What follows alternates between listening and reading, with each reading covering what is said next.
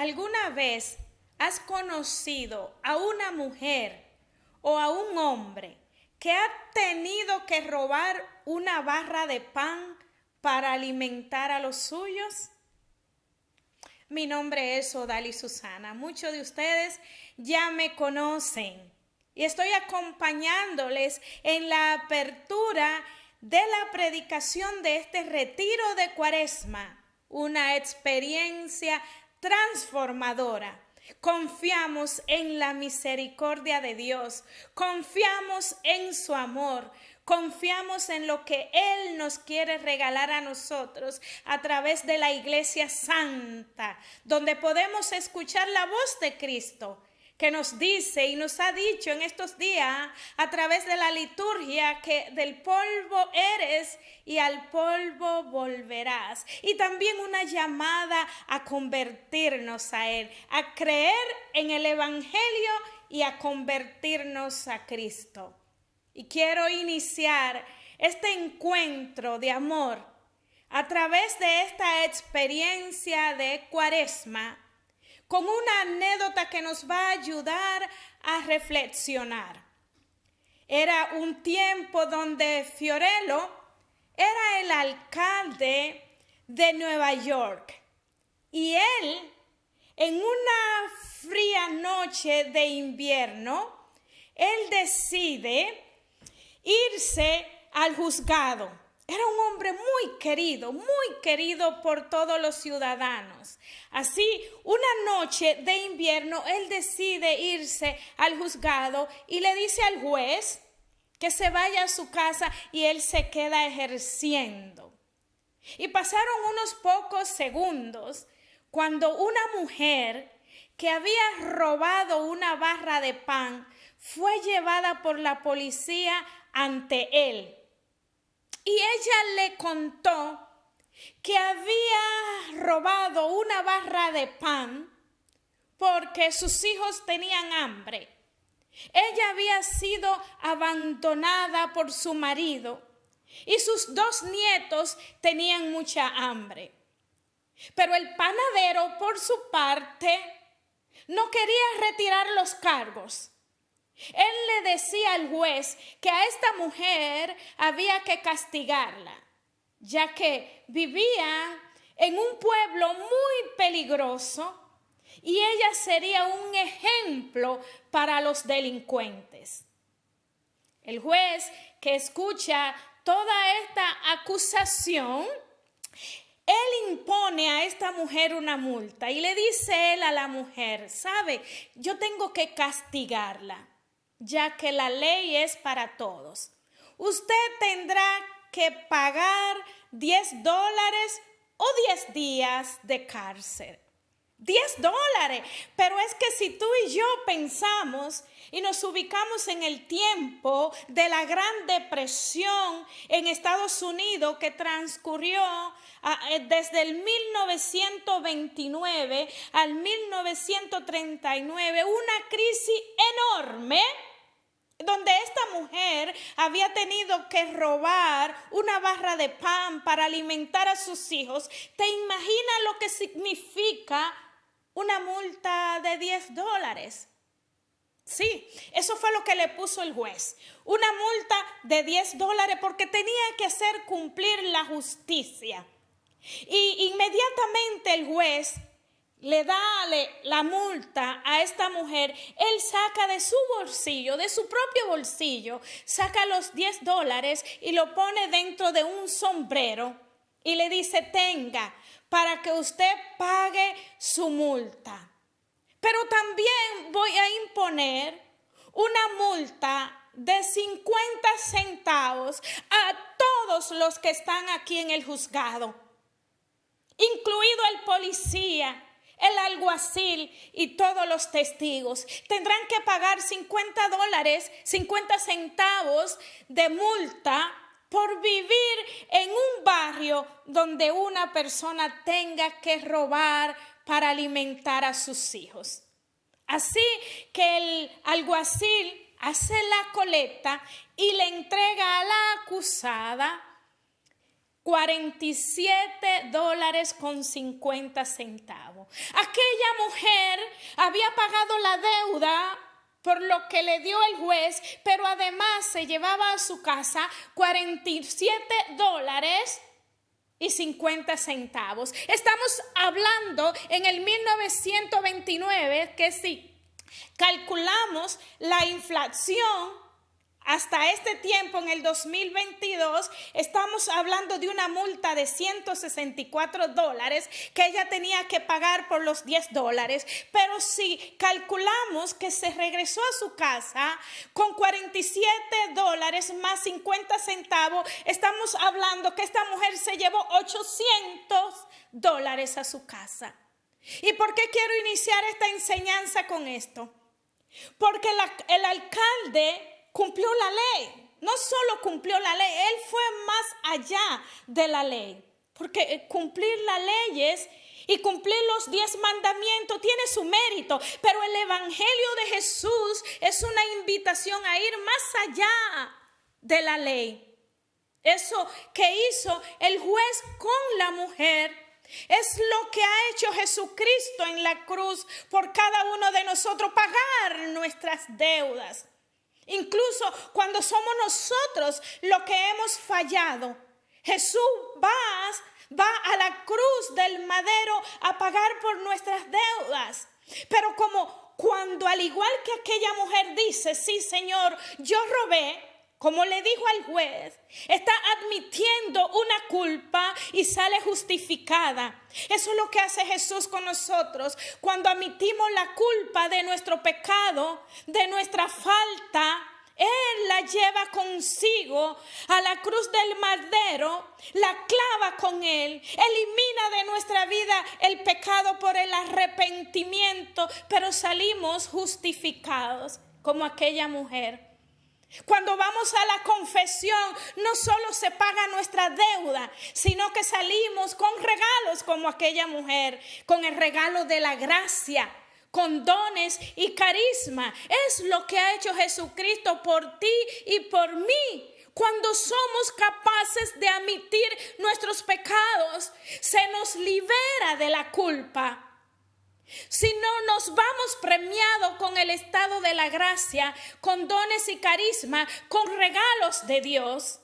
Y de forma frecuente, nosotros podemos escuchar, óyeme bien, porque creo que tú lo has escuchado. Pero es que yo no mato, yo no robo.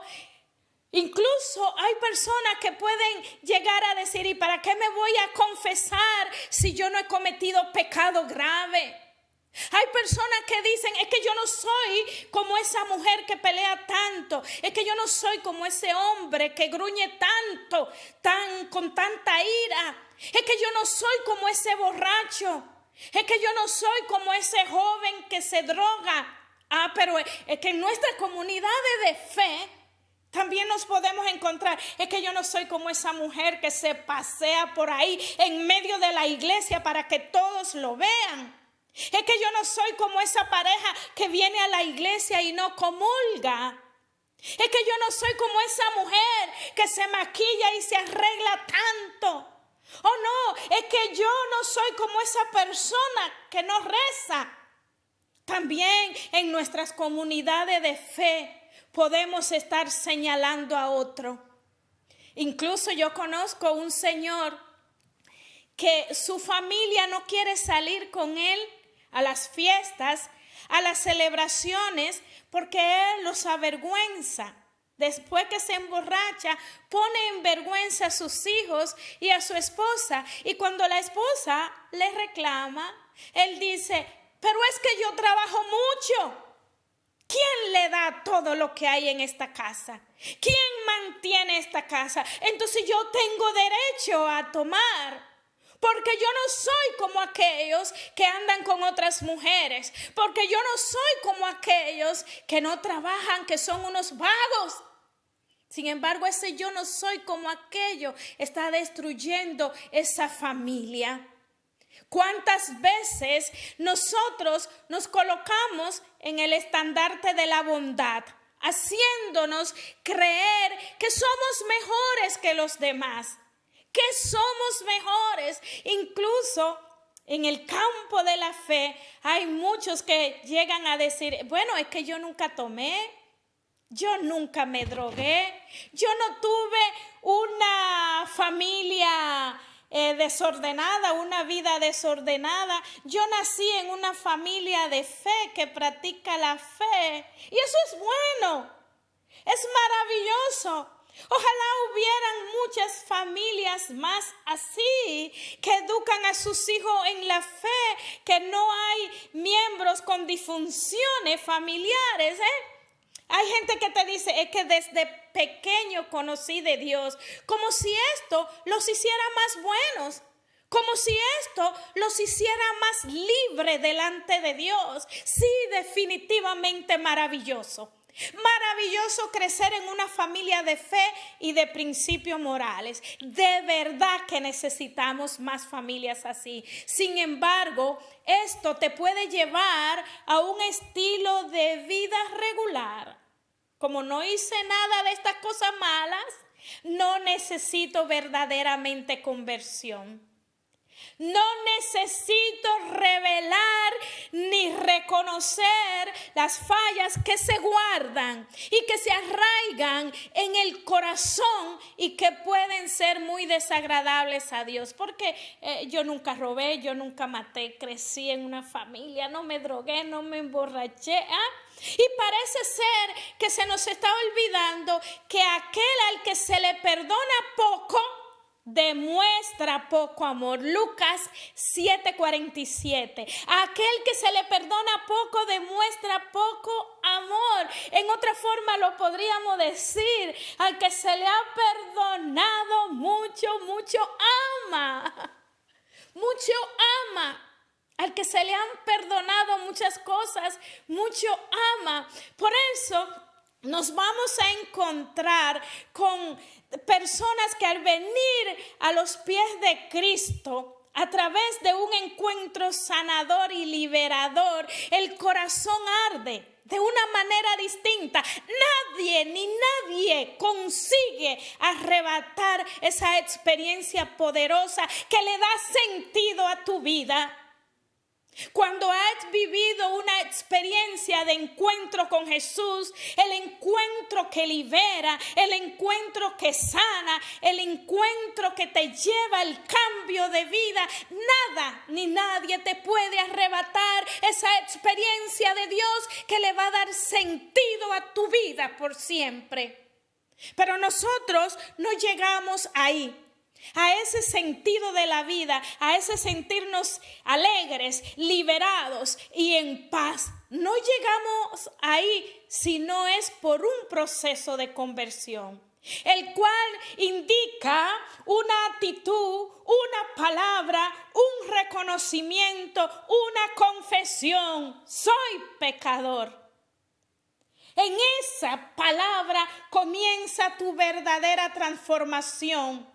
Estas dos palabras que son capaces de abrir el corazón misericordioso de Dios, y gracias al poder de la pasión de Cristo, gracias a su resurrección, somos levantados de toda inmundicia.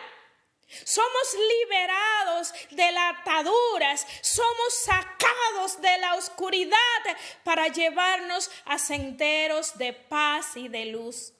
Soy pecador. Es la segunda frase que yo pude verbalizar ante la presencia de Dios. Primero le pregunté por qué me había abandonado, porque yo no me daba cuenta que Dios no abandona a sus hijos. Nosotros le damos la espalda.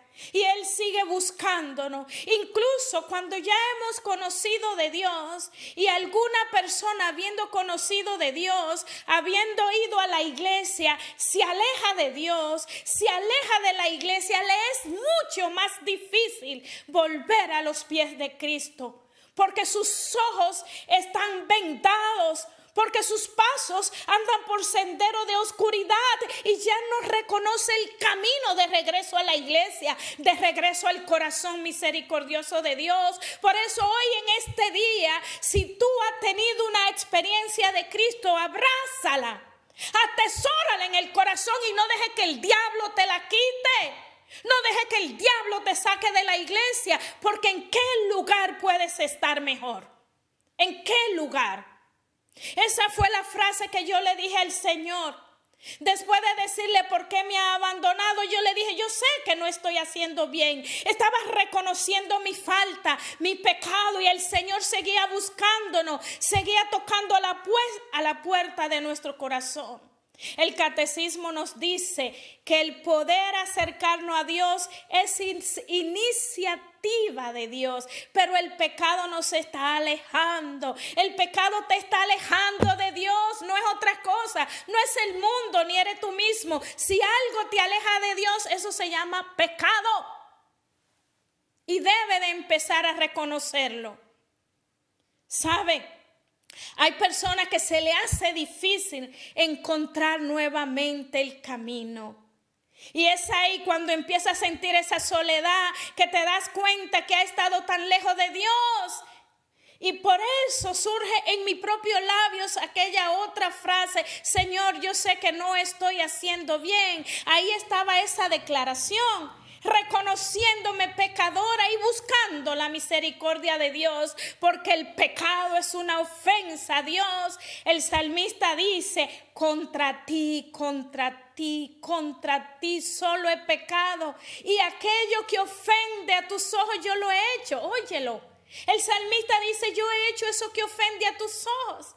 ¿Y sabe qué? El pecado se alza contra el amor de Dios por nosotros y separa de Él nuestros corazones.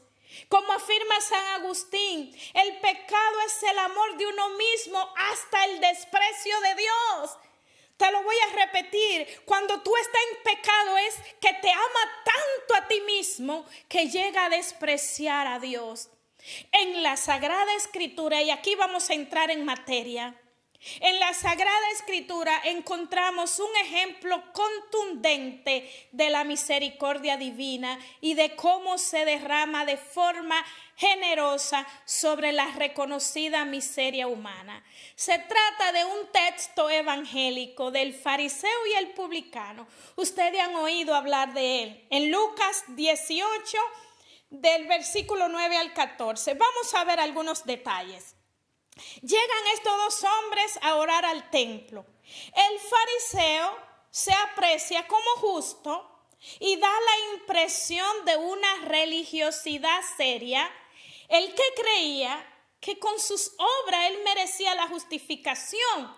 En cambio, el publicano era considerado como un pecador, como alguien despreciable. Incluso se era lícito hasta despellejarlo, pues se lo merecía. Era un recaudador de impuestos, era un ladrón y de lo más malo que era considerado. Y estos dos hombres van al templo a orar, pero mira bien lo que sucede. Llegan al templo.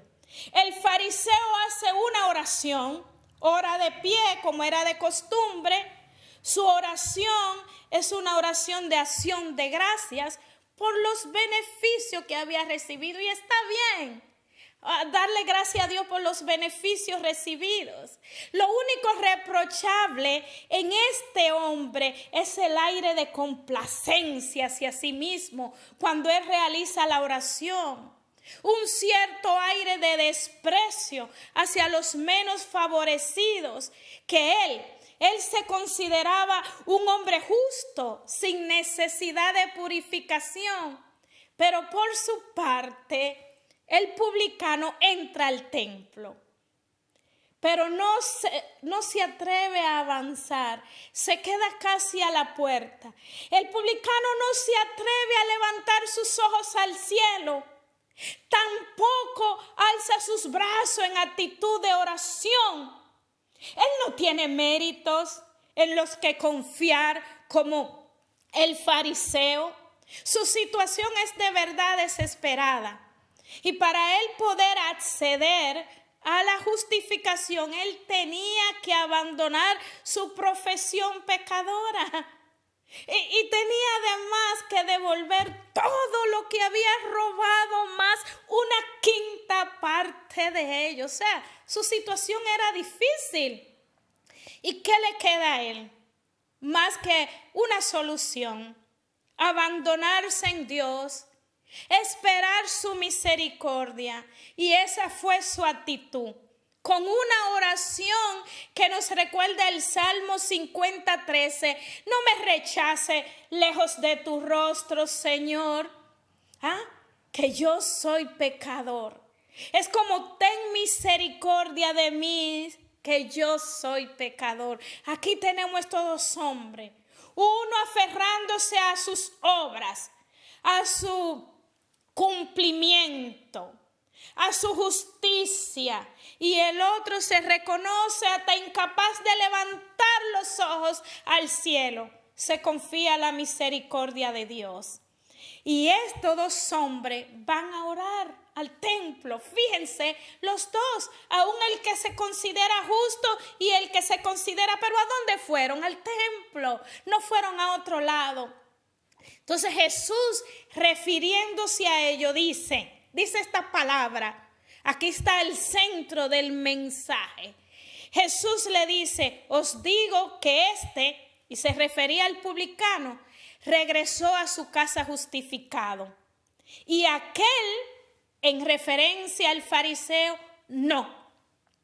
Ahora, ¿por qué el publicano sí fue justificado? Fue justificado debido a que no puso su confianza en sus obras, sino que se abandonó totalmente en Dios e imploró misericordia, reconociéndose como pecador. Ahí comienza nuestra liberación. Y a mí me encanta siempre referirme al Papa emérito Benedicto XVI, cuando él habla de la misericordia divina en la catequesis, la segunda catequesis del credo. Él dice que nuestra miseria se convierte en una llamada a la misericordia y que Dios responde. ¡Qué lindo! O sea, cuando yo me conozco necesitada, cuando tú te reconoces débil, pecador, necesitado, ese reconocerte que necesita de Dios se convierte en una llamada a la misericordia divina y Dios responde. ¡Qué lindo!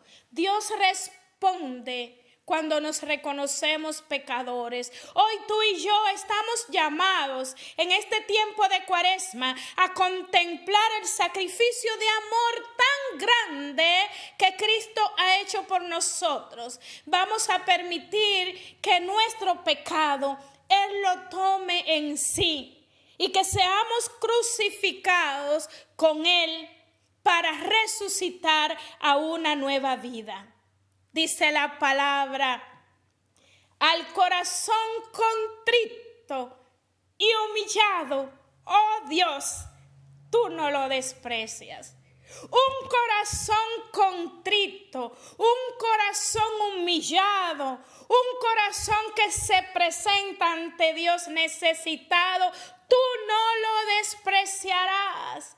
Y eso es una promesa en la Sagrada Escritura, y las promesas de Dios se cumplen siempre. El día que tú decidas decir: yo soy pecador, este es mi problema, este es mi pecado, esta es mi situación, pero me siento débil, pero estoy necesitado de la gracia, entonces tú verás que Dios no despreciará esa oración y llegará a ti liberando tu vida, cortando toda cadena de pecado, devolviéndote el gozo de la salvación, que si es posible, sí lo es. Mírame a mí, es posible, pero todo comenzó con un: Señor, reconozco que soy pecadora. Ahora yo te pregunto, ¿eres tú el fariseo o eres tú publicano? Quiero que pienses ahora. ¿Quién eres? Ese que va a la iglesia a juzgar, a creerse justo, que todo está bien con él, que no necesita del perdón y la misericordia de Dios. Eres aquella persona que sigue señalando al otro, mira aquella, mira aquel, ese tan que se cree esa persona. ¿Eres la persona que vive murmurando? ¿O acaso eres como este publicano que vino avergonzado al templo por sus faltas, porque había robado, porque llevaba una vida pecadora, pero sin embargo iba al templo en busca de Dios y con sus brazos abajados, con su cabeza bajada de rodilla, se quedó detrás, pero suplicaba misericordia? Creía en la misericordia de Dios y buscaba el perdón. ¿Quién tú eres? ¿Fariseo o publicano? Porque eso es entre Dios y tú. A mí solo me queda orar. Orar porque la presencia del Espíritu de Dios, que todo lo entiende, que todo lo penetra, que todo lo alcanza, que todo lo puede, que todo lo limpia, que todo lo purifica, que todo lo ilumina, que esa presencia del Espíritu de Dios llegue a tu vida. En el inicio de este retiro de Cuaresma, que nosotros podamos mirarnos verdaderamente al corazón, ahí donde no nos ven nadie, donde se cierran las puertas de nuestra habitación, en nuestros pensamientos, que ahí en la hondura del pensamiento, donde no llega el hombre, nosotros le entreguemos a Dios todas nuestras miserias, nuestras envidias, indiferencia, nuestras malas palabras, quizás ni la ponemos en los labios, pero por dentro, en el pensamiento, decimos muchas malas palabras. Entreguémosles hoy a Dios la indiferencia con los miembros de nuestra familia, cuando sabemos que podemos hacer algo todavía mejor y no lo podemos de hacer, un detalle de amor que deje de costarnos. Vamos a ponerle al Señor toda nuestra vida pasada de pecado, de indiferencia, de orgías, de pornografía, de adulterio, de borrachera, de drogas. Vamos a traerle al Señor hoy toda esa vida miserable, para que a raíz de este retiro de Cuaresma, el Señor te mire, el Señor mire tu circunstancia de vida, el Señor responda a tu oración, pero el Señor tome sobre sí tu pecado, tus tristezas, tus penas, tus desaires, tu abandono, tu temor, tus oscuridades, tus cadenas. Y el Señor que lo ha prometido dijo: yo llevo sobre mi hombro todo tu pecado. Y lo lleve a la cruz del Calvario, para que al vivir esta Cuaresma y sumergirnos en la Semana Santa, en la hondura de la pasión de Cristo, en su gran sacrificio de amor por nosotros, tú y yo podamos, habiendo sido crucificados con Cristo en la cruz del Calvario, resucitar a una nueva vida y poder decir: hoy me siento libre, porque hoy soy una mujer, hoy soy un hombre, hoy soy un joven que vive en la libertad de los verdaderos hijos de Dios. Hoy soy un hombre, una mujer, un joven que camina en la luz de Dios. Hoy soy un hombre, una mujer, un joven que ha dejado atrás su vida de pecado y que le ha creído a Dios, para poder vivir mi vida en la paz que solo Cristo nos sabe dar. Así, amadísimos hermanos, que pasamos con la siguiente predicación, y recuérdate prender, pasar, comunicarle a los otros hermanos que ha dado inicio este retiro de Cuaresma hacia el encuentro y la transformación en Cristo Jesús. Tu hermana Odalis Susana.